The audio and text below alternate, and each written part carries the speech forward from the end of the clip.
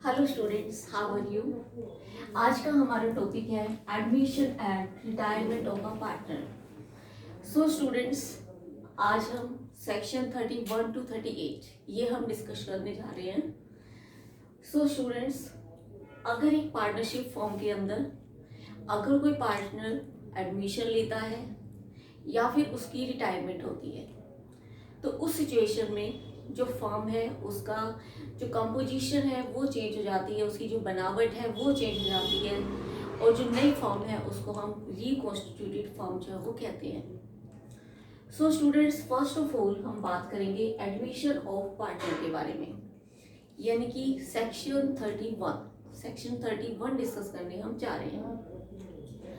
तो जो एडमिशन है पार्टनर की, उसके लिए हमें एक पर्टिकुलर एक स्पेशल कॉन्ट्रैक्ट जो है वो करना होता है, और इसके लिए सभी पार्टनर्स की कंसेंट जो है वो जरूरी है।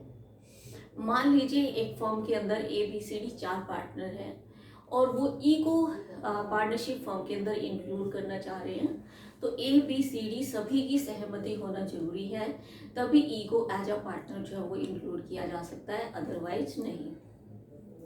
सेकेंडली, जो आपका हमने लास्ट लेक्चर में माइनर्स के बारे में हमने पढ़ा ही था कि अगर सभी पार्टनर्स की कंसेंट है तो सिर्फ उसको प्रॉफिट के लिए इंक्लूड जो वो किया जा सकता है।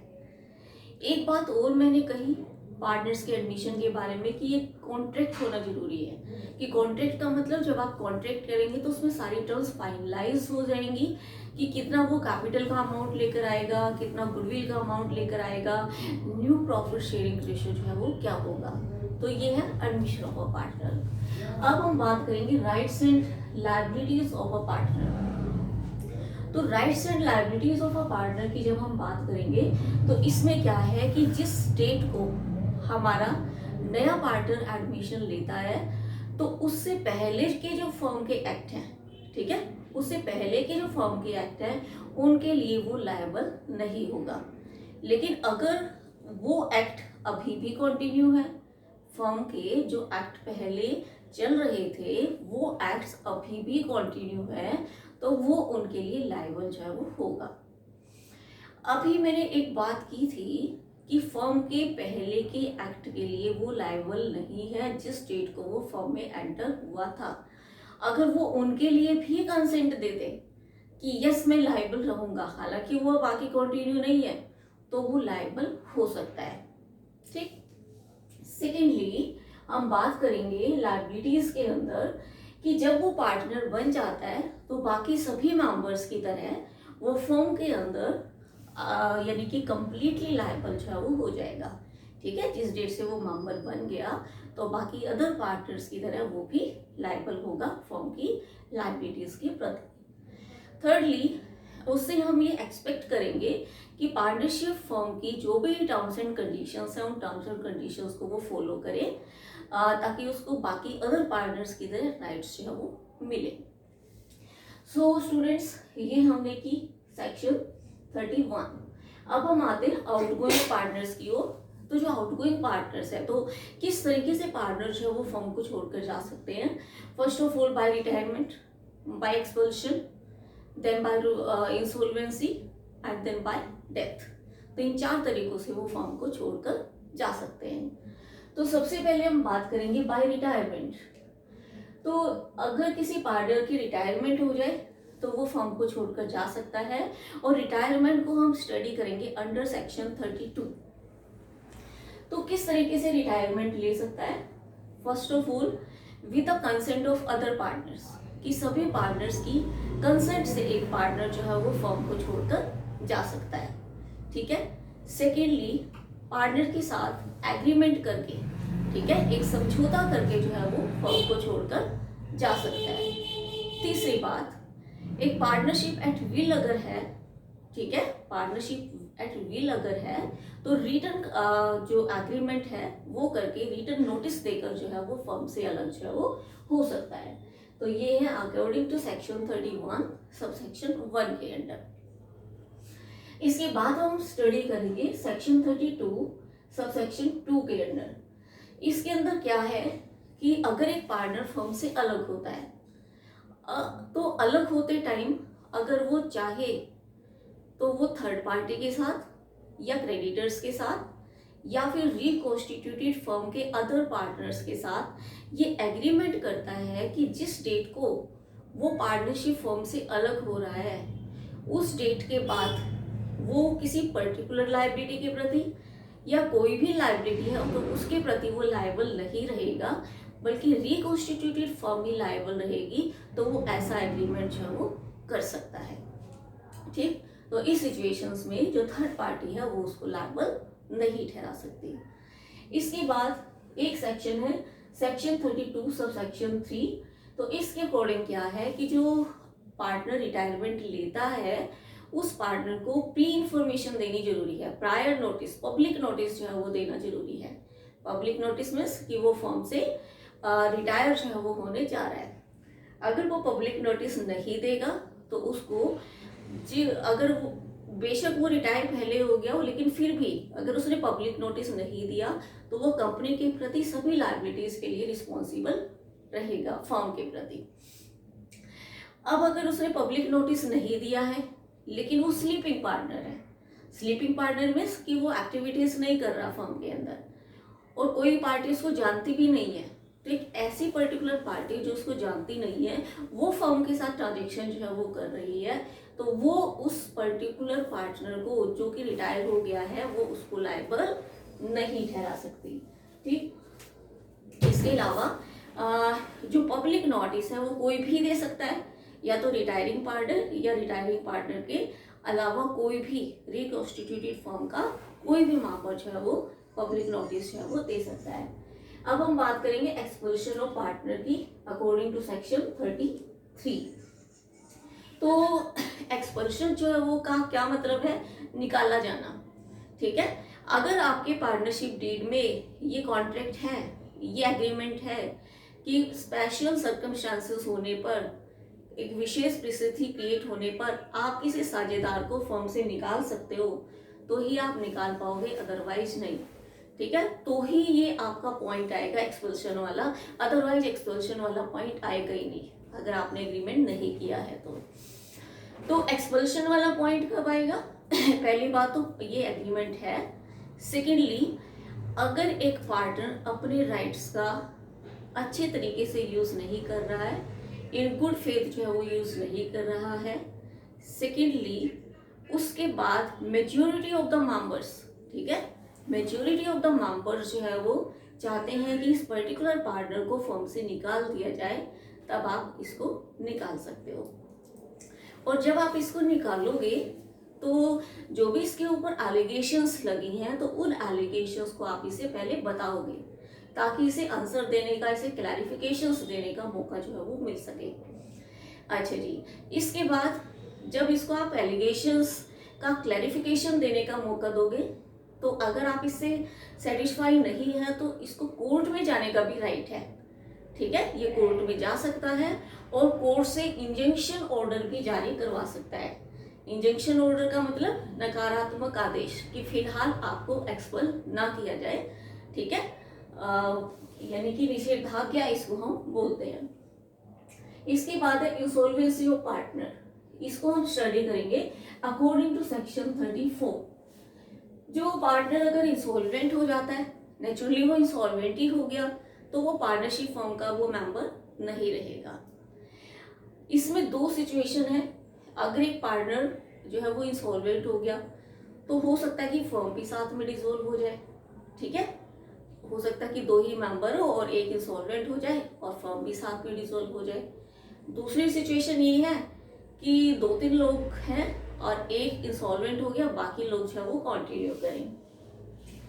सो अगर ये है कि बेशक फर्म का डिसोल्यूशन हो जाए, अगर इंसॉल्वेंट पार्टनर है तो वो फर्म का मेंबर नहीं, डिसोल्यूशन ना हो तो भी आपका जो इंसॉल्वेंट पार्टनर है वो फर्म का मेंबर नहीं रहेगा। इसके लिए पब्लिक नोटिस की जरूरत नहीं है, जबकि रिटायरमेंट में आपको पब्लिक नोटिस देने की जरूरत थी। यहाँ पर इंसॉल्वेंसी की पब्लिक नोटिस की जरूरत नहीं पड़ती। और जब आपकी फर्म जो है वो डिसॉल्व नहीं होती, ठीक है, आपकी पार्टनरशिप फर्म जो है वो डिसॉल्व नहीं होती, तो उस सिचुएशन में क्या है कि इंसॉल्वेंट पार्टनर की एसेट जो है वो लायबल नहीं होती। ठीक है, ये नहीं है कि आपकी फर्म जो है वो चल रही है तो इंसॉल्वेंट पार्टनर की एसेट लायबल हो जाएगी, वो लायबल नहीं होती। इसके अलावा अगर ऑर्डर ऑफ एडजुडिकेशन जो है वो जारी हो जाता है, ऑर्डर ऑफ एडजुडिकेशन जो है वो जारी हो जाता है, तो उस सिचुएशन में क्या है कि जो आपका इंसॉल्वेंट पार्टनर है उसके काम के प्रति जो फर्म है वो भी लायबल नहीं होगी। इंसॉल्वेंट पार्टनर ने कोई काम किया है तो फर्म जो है वो उसके प्रति लायबल नहीं होगी। Then death of a partner according to section 35, अगर किसी पार्टनर की डेथ हो जाती है तो उस सिचुएशन में फर्म जो है वो डिसॉल्व हो जाती है। ठीक है, हो सकती है। ठीक है, अगर डिसॉल्व होती है तो ठीक है, और अगर फर्म डिसॉल्व नहीं होती है, मान लीजिए पार्टनर कहते हैं कि हम तो कंटिन्यू करेंगे, अगर वो कंटिन्यू करते हैं तो उनकी ड्यूटी बनती है कि जो डिसीज पार्टनर है उसके जो रिप्रेजेंटेटिव्स हैं उसको पेमेंट जो है वो कर दें। अब ये भी हो सकता है कि जिस पार्टनर की डेथ हुई है उसकी देनदारियां बनती हो थर्ड पार्टी के प्रति, तो वो कभी भी उसकी एसेट जो है वो लायबल नहीं होती और ना ही इसको पब्लिक नोटिस देने की जरूरत। ठीक है, थर्ड पार्टी आकर जो रिप्रेजेंटेटिव्स हैं उनको आकर ये नहीं कह सकते कि आप जो है वो पब्लिक नोटिस जो है वो आपको देना चाहिए था कि उसकी डेथ जो है वो हो गई है। तो डेथ के बाद उसकी एसेट जो है वो लायबल नहीं होगी। Remaining partners will be liable for third parties. Then rights of outgoing partner, rights जो है वो क्या रहेंगे आउटगोइंग पार्टनर्स के, अकॉर्डिंग टू सेक्शन 36। इसके under first of all right to carry competitive business, according to section 36 हम बात कर रहे थे कि जो आउटगोइंग पार्टनर्स हैं उनको बिजनेस को कैरी ऑन करने का राइट है, वो अपने बिजनेस जो है वो कर सकते हैं, फर्म जैसा बिजनेस करने का उनको राइट है, फर्म को कम्पीट करने का बिजनेस जो है वो कर सकते हैं, प्रॉपर एडवर्टाइज जो है वो कर सकते हैं, अगर कोई भी रिवर्स कॉन्ट्रैक्ट नहीं किया गया है तो। बट इससे रिलेटेड कुछ बातें ध्यान में रखनी होंगी। एक पर्टिकुलर कॉन्ट्रैक्ट जो है वो किया जा सकता है, वो क्या किया जा सकता है, फर्स्ट ऑफ ऑल कि वो फर्म का नाम यूज नहीं करेंगे। ठीक है, जिस पार्टनरशिप फर्म से वो रिलेटेड है उसका नाम यूज नहीं करेंगे। इसके अलावा अपने बिजनेस को फर्म का बिजनेस कहकर फेमस नहीं करेंगे। ठीक है, उनका अपना बिजनेस अलग है, फर्म का बिजनेस अलग है। इसके अलावा फर्म के कस्टमर्स को अपने यहाँ अट्रैक्ट नहीं करेंगे। तो ये 3 पॉइंट्स ध्यान में रखने हैं, फिर वो अपना काम जो है वो कर सकते हैं। Then rights of outgoing partner in certain cases to share subsequent profits, इसमें क्या है, ये है अकॉर्डिंग टू सेक्शन 37। इसके अंदर क्या है कि अगर कोई पार्टनर जो है वो फर्म को छोड़कर चला जाता है तो उस सिचुएशन में रिमेनिंग पार्टनर्स को चाहिए कि उसका पूरा हिसाब किताब जो है वो कर दें। अगर वो नहीं करते हैं तो उनको जो आपका आउटगोइंग पार्टनर है उसको राइट है कि वो प्रॉफिट में शेयर ले ले। ठीक है, या तो वो प्रॉफिट में शेयर दें या फिर उस पर जो भी उसका रिमेनिंग बैलेंस है उस बैलेंस पर 6% इंटरेस्ट जो है वो ले ले, क्योंकि उसकी जो कैपिटल है वो फर्म द्वारा यूज की जा रही है। Then liabilities of outgoing partners, जो आपका आउटगोइंग पार्टनर्स हैं उसमें सभी आ गए, उसके अंदर रिटायरमेंट भी आ गई, एक्सपल्शन भी आ गया, इंसॉल्वेंसी भी आ गया, डेथ भी आ गया। तो इन सभी की क्या लायबिलिटीज है वो बनती हैं। तो ये हालांकि तीनों पॉइंट्स ऊपर डिस्कस हो चुके हैं कि अगर जो आउटगोइंग पार्टनर्स हैं अगर वो चाहें तो जो रिलेटेड पार्टीज हैं, थर्ड पार्टी है या फिर रिकॉन्स्टिट्यूटेड फर्म है, उसके पार्टनर्स के साथ ये एग्रीमेंट कर सकते हैं कि आज की डेट के बाद जब वो एक्सपेल हो रहे हैं या फिर रिटायर हो रहे हैं तो आज की डेट के बाद जो भी फर्म के एक्ट्स हैं उनके लिए वो लायबल जो है वो नहीं रहेंगे। तो उस सिचुएशन में एक पर्टिकुलर लायबिलिटी या फर्म की लायबिलिटी के प्रति वो लायबल नहीं माने जाएंगे क्योंकि पर्टिकुलर एग्रीमेंट उन्होंने कर लिया है। इसके अलावा पब्लिक नोटिस देने की जरूरत है, हालांकि डेथ और इंसॉल्वेंसी के केस में नहीं और रिटायरमेंट और एक्सपल्शन के केसेस में जरूरी है। इसके अलावा पब्लिक नोटिस कोई भी दे सकता है। Then revocation of continuing guarantee, इसके अंदर क्या है, अगर कोई रिवर्स कॉन्ट्रैक्ट नहीं है और एक सिक्योरिटी ने क्या किया कि फर्म की लायबिलिटी के बारे में फर्म को या फिर कह लीजिए थर्ड पार्टी को भी कोई गारंटी दी है, ठीक है, थर्ड पार्टी को भी कोई गारंटी दी है, कोई कॉन्टिन्यूइंग गारंटी या तो फर्म को दे रखी है या फिर थर्ड पार्टी को दे रखी है कोई कॉन्टिन्यूइंग गारंटी, तो फ्यूचर जो आपकी ट्रांजेक्शन्स है उसके बारे में तभी ये टर्मिनेटेड मानी जाएगी जब पार्टनरशिप फर्म जो है वो उससे पूछे बिना रिकॉन्स्टिट्यूट जो फर्म है उसकी बनावट में जो है वो चेंज कर लेती है।